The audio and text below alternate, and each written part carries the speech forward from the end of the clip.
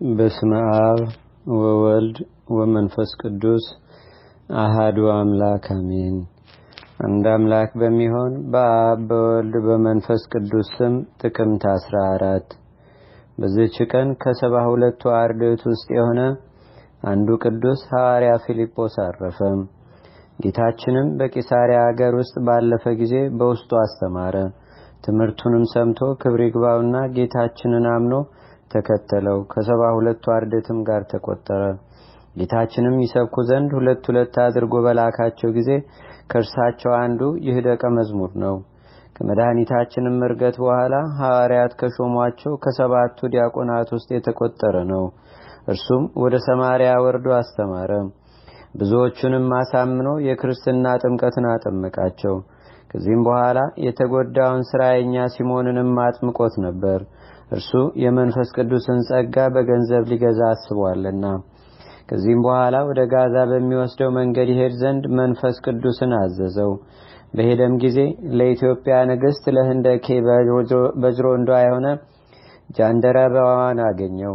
እርሱም እንደ በግ ሊታረድ መጣ የሚለውን የነቢይ ኢሳይያስን መጽሐፍ ያነብ ነበር። ፊልጶስም ጃንደረባውን የምታነበውን ታስተውለዋለህን አለው። ጃንደረባውም ያስተማረኝ ሳይኖር እንዴት አውቀዋለሁ አለ። ፊልጶስም ስለ ጌታችን ስለ መከራው ዓለሙ ሁሉ ድህነት ስለሆነው ሞቱ እንደተነገረ ተረጎመለት። ጃንደረባውም ጌታችን ኢየሱስ ክርስቶስ የሕያው እግዚአብሔር ልጅ እንደሆነ አመነ። ያን ጊዜም በፊልጶስ እጅ ከወንዝ ውሃ ውስጥ ተጠመቀ። ከውሃውም በወጡ ጊዜ መንፈስ ቅዱስ ፊልጶስን ነጥቆ ወሰደው። ጃንደረባውም ሁለተኛ አላየውም።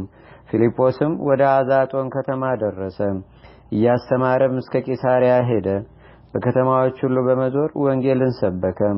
ከአይሁድና ከሳምራውያንም ብዙዎችን ክብር ይግባውና ጌታችንና አምላካችን መድኃኒታችን ኢየሱስ ክርስቶስን ወደ ማመን መልሶ የክርስትና ጥምቀትን አጠመቃቸው።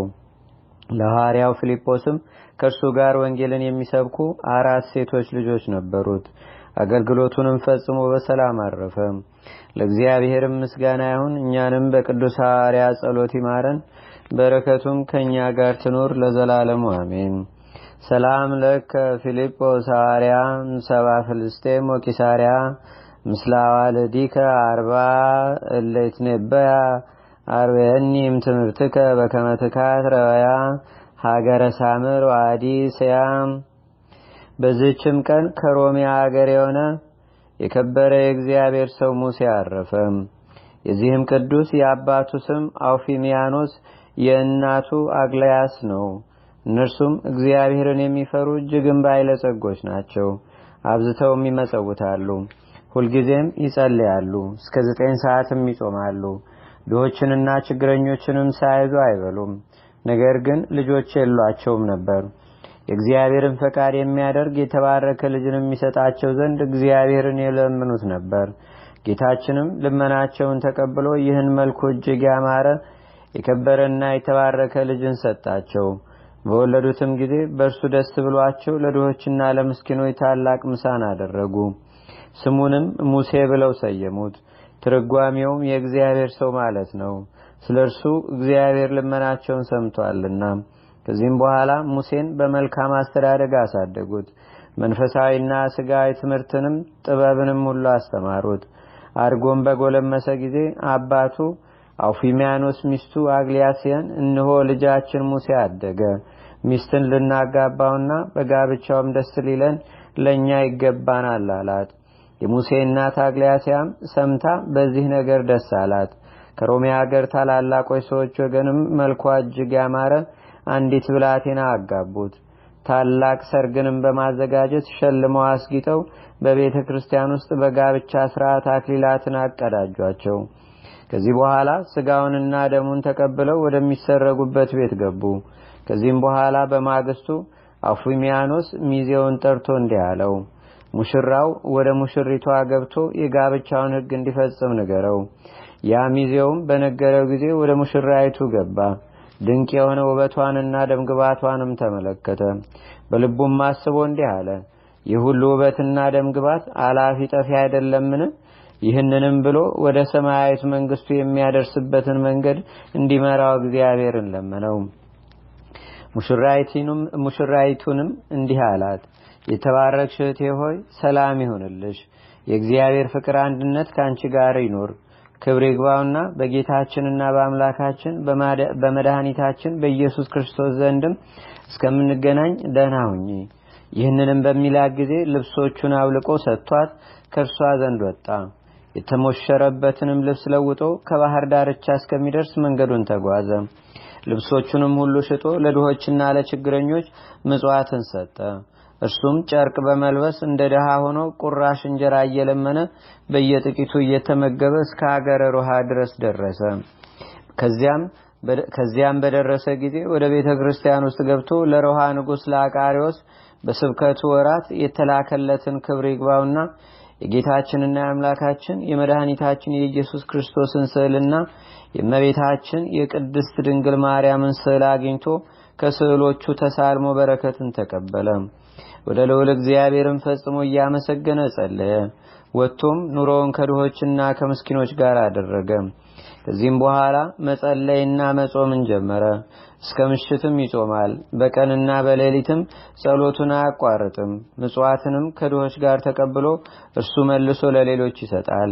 በዚያችም ዕለት በነጋ ጊዜ ወደ ሰርጉ አዳራሽ አባትና እናቱ ሲገቡ ሙሽራው ልጃቸው ሙሴ በጫጉላው ቤት እንደሌለ ሰሙ። ደስታቸውም ወደ ሐዘን፣ የሰርጉም ዘፈን ወደ ልቅሶ፣ ወደ ዋይታ ተለወጠ።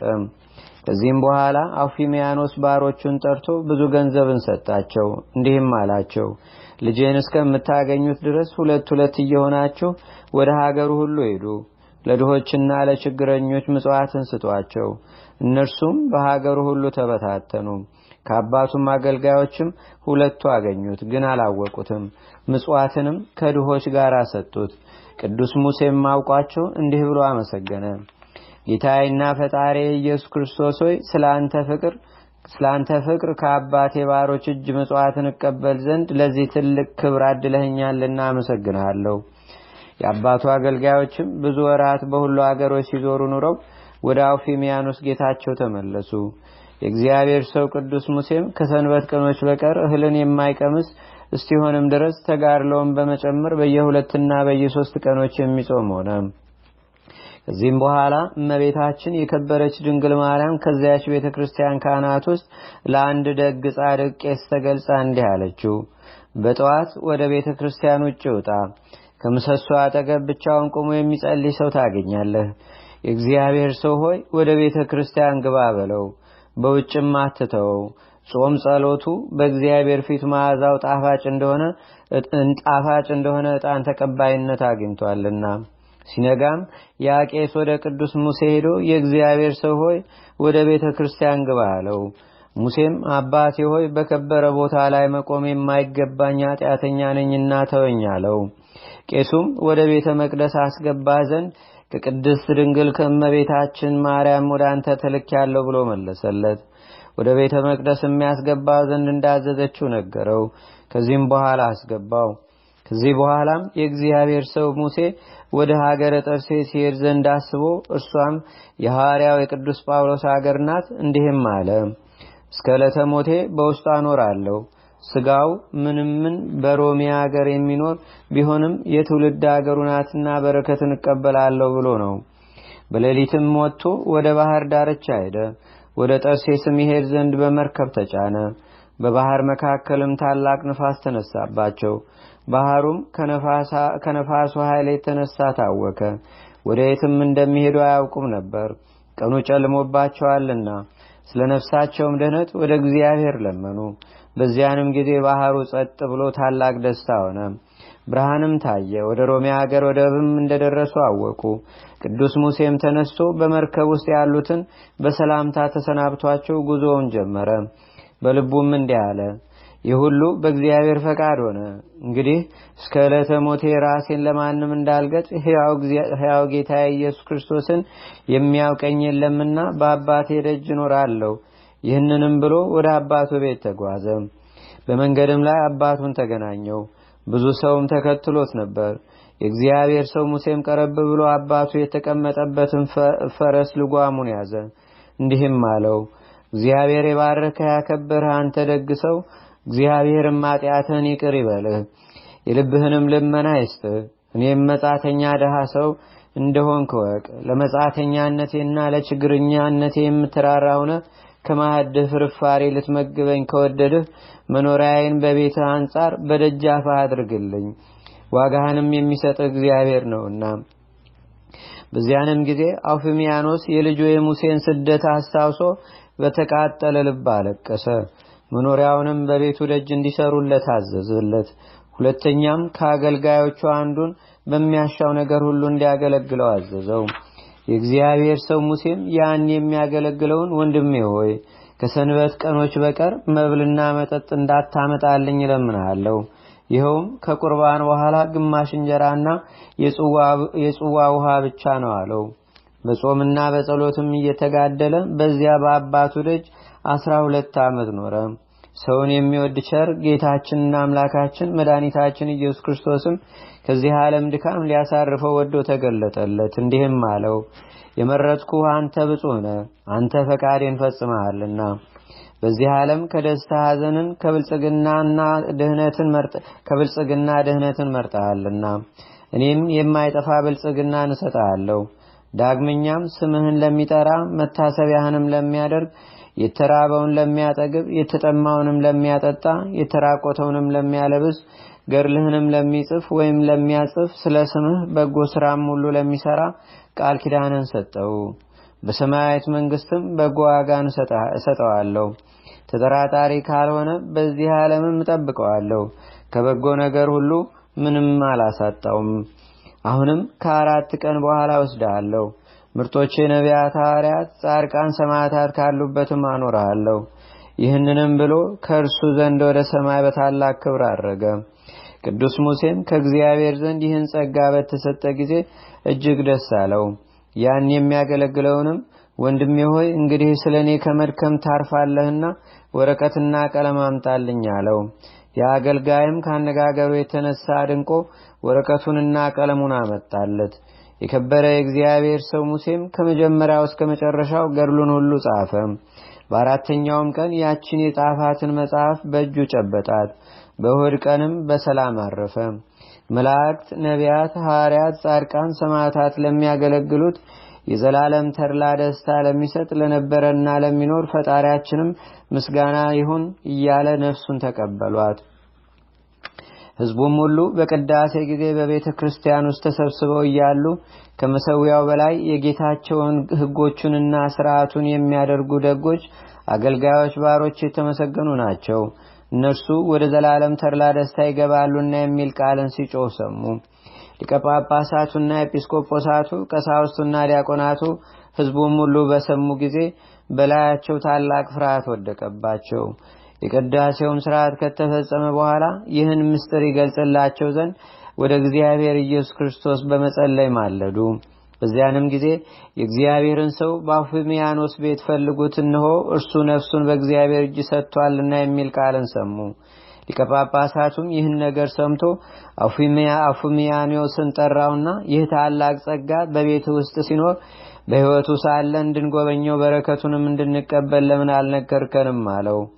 አውፍሚያኖስም እንዲህ ብሎ መለሰ፣ ክቡር አባት ሆይ ቅድስና ይመስክር፣ ይህን የሚመስል በቤቴ ውስጥ እንዳለ አላወቅኩም።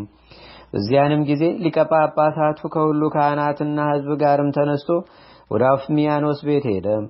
የከበረ የእግዚአብሔር ሰው ሙሴንም ባረፈበት ቦታ አገኙት። ክርታሱም በእጁ ውስጥ ነው። ሊቀ ጳጳሳቱም ያችን ክርታስ አንስቶ የእግዚአብሔር ሰው ሙሴ የአውፍሚያኖስ ልጅ እናቱም አግሊያስ ከሚለው ስሙ ሲደርስ በሕዝቡ ሁሉ ፊት አነበባት። እናትና አባቱም በሰሙ ጊዜ ደነገጡ፣ መራራ ለቅሶንም አለቀሱ። ቤተሰቦቻቸውም ሁሉ ከዚህም በኋላ ሊቀ ጳጳሳቱ አጽናንቶ ጸጥ አደረጋቸው። በዚያንም ጊዜ ሊቀ ጳጳሳቱ የሐር ልብስ አስመጥቶ በክብር ገነዘው። ወደ ቤተ ክርስቲያንም ወስደው ከሥጋው እስከሚባረኩ በቤተ መቅደስ አኖሩት። ካህናቱና ሕዝቡም ሁሉ ከዚህም በኋላ ብዙ በሽተኞች፣ እውሮች፣ አንካሶች፣ ደንቆሮች፣ ዲዳዎችም መጥተው ከሥጋው በተሳለሙ ጊዜ ሁሉም ከደዌያቸው ዳኑ። በዚያችም ቀን ታላቅ ደስታ ሆነ። ሕዝቡም በበዙ ጊዜ የልጁን የሙሴን ሥጋ ካልጋው ላይ እንዳይጥሉት አውፍሚያኖስ ፈራ። ብዙ ገንዘብም አምጥተው ይበትኑ ዘንድ አገልጋዮቹን አዘዛቸው። ሥጋውን ትተው ወደ ተበተነው ገንዘብ ይሄዳሉ ብሎ አስቦ ነበር። ግን ከቶ አንድስ እንኳ ወደ ገንዘብ የሄደ የለም። ከዚህ በኋላ ሥጋውን በታላቋ በሐዋርያት ቅዱስ ጴጥሮስና ቅዱስ ጳውሎስ ቤተክርስቲያን አኖሩ። ከሥጋውም ብዙ ድንቆይ ተአምራት ተደረጉ። ዕውሮች አይተዋልና፣ አንካሶችም ቀንተው ይሄዳሉና፣ ደንቆሮዎችም ይሰማሉና፣ ለምጻሞችም ይነጻሉና፣ አጋንንት ያደሩባቸውም ይወጡላቸዋልና፣ ሁሉም ካለባቸው ደዌ ይድናሉና። ለእግዚአብሔር ምስጋና ይሁን። እኛንም በዚህ ጻድቅ ጸሎት ይማረን፣ በረከቱም ከኛ ጋር ትኑር ለዘላለሙ አሜን። ሰላም እብል ለዘመርአሁ ገደፈ ወልታ መንፈስ ተአስፈ ሙሴ አጥረ ንጽሐ ድንግልና ትሩፈ ሀባም ደወብ ዘላይሉ ስሙ ተጽፈ በኢየሩሳሌም ይህድ ረኪቦ ምራፈ። በዚህችም ቀን ዳግመኛ የቁስጥንጥንያ ንጉሥ የቴዎዶሲዮስ ልጅ የቅዱስ ገብረ ክርስቶስ የዕረፍቱ መታሰቢያ ነው። ይህም ቴዎዶሲዮስ እግዚአብሔርን የሚፈራ ነው። ሚስቱም በጎ የምትሰራ እግዚአብሔርንም የምትፈራ ናት። ስሟም መርኬዛ ነው። እነርሱም ልጅ ስለሌላቸው ያዝኑ ነበር። ወደ ኢየሩሳሌምም ሂደው ስዕለትን ተሳሉ። ቸር መሐሪ ወደሆነ እግዚአብሔርም ለመኑ። እርሱም ልመናቸውን ተቀብሎ ይህን ያማረ ልጅ ሰጣቸው። ስሙንም አብድል መሲህ ብለው ሰየሙት። ትርጓሜውም ገብረ ክርስቶስ ማለት ነው። የቤተ ክርስቲያንን ትምህርት ሁሉ የሥጋዊውንም ትምህርት አስተማሩት። አርጎ በጎለመሰም ጊዜ የሮሜውን ንጉሥ ልጅ አጭተው እንደ ሥርዓቱ አጋቡት። ከሌሊቱ እኩሌታም በሆነ ጊዜ ሙሽራው ገብረ ክርስቶስ ተነስቶ ወደ ሙሽራይቱ ገባ። እጇንም ይዞ ከእርሷ ጋር ቃል ኪዳን አደረገ። ከዚያም የሃይማኖት ጸሎት በአንድ አምላክ እናምናለን የሚለውን እስከ መጨረሻ ጸለየ። የተሞሸረበትንም ልብስ ከላዩ አውልቆ የግምጃ ልብስንም ለበሰ። ወደ ሙሽሪቷም ሄዶ ራሷን ሳማት፣ እንዲህም እያለ ተሰናበታት። እግዚአብሔር ካንቺ ጋር ይኑር፣ ከሰይጣን ሥራ ሁሉ ያድንሽ። እርሷም አልቅሳ ጌታዬ ወዴት ትሄዳለህ? ለማንስ ትተወኛለህ? አለችው። እርሱም በእግዚአብሔር ዘንድ ተውሻለሁ፣ እኔም ጌታዬ ኢየሱስ ክርስቶስን ልከተለው ሄዳለሁ፣ የአባቴ መንግሥት ኃላፊ ነውና አንቺም መሐላሽን አስቢ አላት። ያን ጊዜ መሐላዋን አስባ ዝም አለች። ለሰርጉም የታደሙት ሁሉ እንደተኙ በሌሊት ወጥቶ ሄደ። ወደ ባህርም ዳርቻ ደርሶ በመርከብ የሚጓዙ መንገደኞችን አገኘ። የዓመት መንገድ ወደሚሆን አርማንያም እስከሚደርስ ከእነርሱ ጋር ተጓዘ። ነግቶ ወደ ሰርጉ አዳራሽ አባትና እናቱ በገቡ ጊዜ ሙሽራውን ልጃቸውን አላገኙትም። ሙሽሪትንም ልጃችን ወዴት አለ ብለው ጠየቋት። እርሷም እንዲህ አለቻቸው፣ በሌሊት ወደ እኔ ገባ፣ መሐላንም አማለኝ፣ ከኔ ጋር ቃል ኪዳን አደረገ፣ ራሴንም ስሞኝ ከኔ ዘንድ ወጣ። እኔም እያለቀስኩ ብቻዬን አደርኩ። ነገሯንም ሰምተው ወድቀው በመጮህ ታላቅ ልቅሶን አለቀሱ። በዚያችም ጊዜ በሀገሮች ውስጥ ሁሉ ልጁን ገብረ ክርስቶስን ይፈልጉት ዘንድ ንጉሡ 500 አገልጋዮችን ላከ። ለድሆችና ለምስኪኖችም ምጽዋት አድርገው የሚሰጧቸውንም ብዙ ገንዘብን ሰጣቸው። ገብረ ክርስቶስ ግን በእመቤታችን በቅድስት ድንግል ማርያም ስም በአርማንያ ሀገር በተሰራች በአንዲት ቤተክርስቲያን ልጅ የሚኖር ሆነ። አባቱ የላካቸውም 2 አገልጋዮች ከዚያ ደርሰው ስለ እርሱ መረመሩ፣ ግን ወሬውን ማግኘት ተሳናቸው። ለድሆችም ምጽዋትን ሰጡ። እርሱም ከድሆች ጋር ምጽዋትን ተቀበለ። በዚያም 15 ዓመት ከኖረ በኋላ እመቤታችን ቅድስት ድንግል ማርያም ለአንድ ቄስ ተገለጸችለት። ቦታውንም አመልክታ እንዲህ አለችው፣ የእግዚአብሔር ሰው ገብረ ክርስቶስን ይዘህ ከቤተ ክርስቲያን ውስጥ አስገባው፣ ከውጭ አትተወው። ቄሱም እመቤታችን እንዳዘዘችው አደረገ። ከዚህም በኋላ የተመሰገነ ገብረ ክርስቶስ በሌሊት ተነሳ። ከእመቤታችንም ስዕል ፊት ቆሞ ጸለየ፣ እንዲህም አላት፣ እመቤቴ ሆይ የተሰወረ ሥራዬን አንቺ ለምን ገለጥሽ? አሁንም ወደሚሻለኝ ምሪኝ። ይህንንም ብሎ የእመቤታችንን ስዕሏን ተሳልሞ በሌሊት ወጥቶ ወደ ባህሩ ወደብ ደረሰ። ወደ ሌላ ሀገርም ሊሄድ ወዶ በመርከብ ተሳፈረ። ግን በእግዚአብሔር ፈቃድ ከአባቱ ሀገር ደረሰ። የአባቱና የእናቱን ባሮች እየናቁትና እየሰደቡት በአባቱ ደጅ 15 ዓመት ኖረ። ሲገቡና ሲወጡም ሽታው እንዳያስጨንቀን ይህን ምስኪን አስወግዱልን ይላሉ። ወጭትና ድስትም ማጥበው በላዩ ይደፉበታል። ውሾችም እንዲናከሱበትና እንዲበሉት የሥጋ ትርፍራፊ ይጥሉበታል። ውሾች ግን ቁስሉን ይልሱለት ነበር። እንደዚህም አብዝተው አሰቃዩት። ከዚህም በኋላ ወደ እግዚአብሔር እንዲህ ብሎ ለመነ። ጌታዬና አምላኬ መድኃኒቴ ኢየሱስ ክርስቶስ ሆይ ለአባቴና ለእናቴ ባሮች በደል እንዳይሆንባቸው ወደ አንተ ውሰደኝ። በዚያንም ጊዜ ክብር ይግባውና ጌታችንና አምላካችን መድኃኒታችን ኢየሱስ ክርስቶስ ስሙን ለሚጠራ መታሰቢያውን ለሚያደርግ ቃል ኪዳን ሰጠው። ከዚህም በኋላ ገድሉን ከመጀመሪያው እስከ መጨረሻው ጻፈ። በእጁም ጨብጧት አረፈ። በእሑድ ቀንም ሕዝቡ ሁሉና ካህናቱ ከሊቀ ጳጳሳቱ ጋር በቅዳሴ ጊዜ በቤተ ክርስቲያን ውስጥ ሳሉ የእግዚአብሔርን ሰው በንጉሥ ቴዎዶሲዮስ ቤት ፈልጉት የሚል ቃል ከሰማይ ሰሙ። በዚያን ጊዜ ሄደው ባረፈበት ቦታ አገኙት። በእጁም ውስጥ የተጨበጠ ክርታስን አገኙ። ሊወስዷትም ሽተው መውሰድ ተሳናቸው። በአንድነትም በጸለዩ ጊዜ እጁ ተፈታ፣ ወስደው አነበቧት። አባትና እናቱም ልጃቸው እንደሆነ አወቁ። ታላቅ ጩኸትም ሆነ፣ መሪር ልቅሶንም አለቀሱ። አክብረውም ቀበሩት።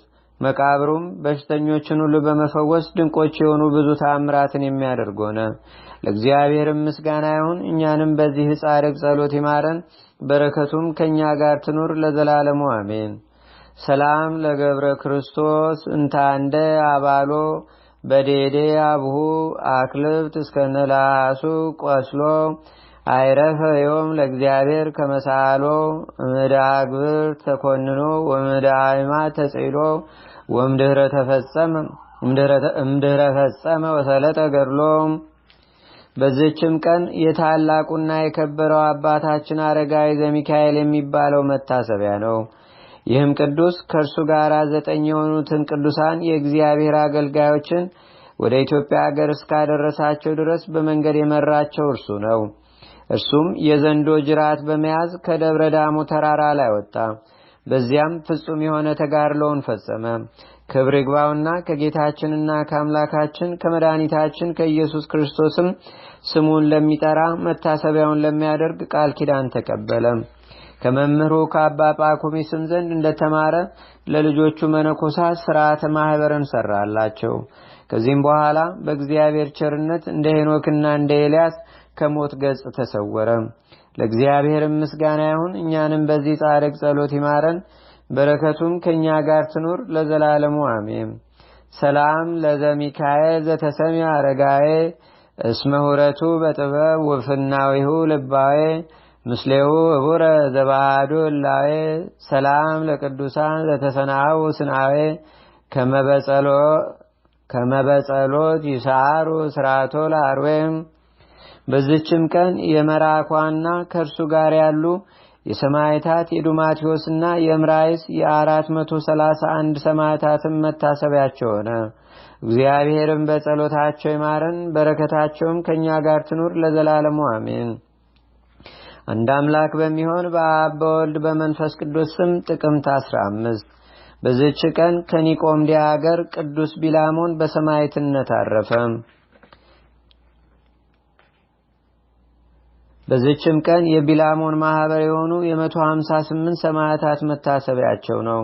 ደግሞም የሰላቲዮን፣ የአጥራኪስ፣ የኢናፍር፣ የአድራኒቆስ፣ የአርሞሊስ፣ የአርሞቅስ፣ የአድማንያ፣ የአርሚስ፣ የቅድስት ጸመታ፣ የአባት ኢሳይያስ፣ የጳውሎስ ረድ፣ የሲላስና የሐዋርያትም የዕረፍታቸው መታሰቢያ ነው።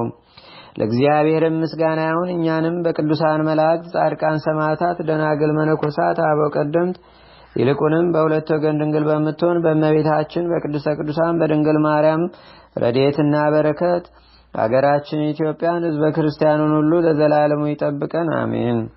ዛቅረብኩ ማሌታ ዘኪራ ይላፈ ለተጸምዱከ ዘልፈ ለላነብብ ተወከ ዘንዴተ መጽሐፈ እንተረሰይከ እግዚኦ ጸሪቀ መበለት ውኩፈ መላቡ ውላን ዘተርፈ ነቢያት፣ ቅዱሳን፣ ሐዋርያት፣ ሰባኪያን፣ ሰማዕታት፣ ጻድቃን፣ ደናግል፣ አዲ ወመነኮሳት ሄራን ባርኩ ባርኮ ጉባኤ ዛቲ መካን እስከ አረጋዊ ሊቅ ወንዑስ ሕፃን ለዘጻፎ በክርታስ ወለዛ ጻፎን ዘይደርስ ለዛ አንበቦ ለዘተርጎሞ በልሳን አዲስ ወለዘሰማ ቃሎ በዝነ መንፈስ በጸሎተሙ ማርያም አራቂተ ኩሉም ባይ ሰውረ ማረነ ኢየሱስ ክርስቶስ አቡነ ዘበሰማያት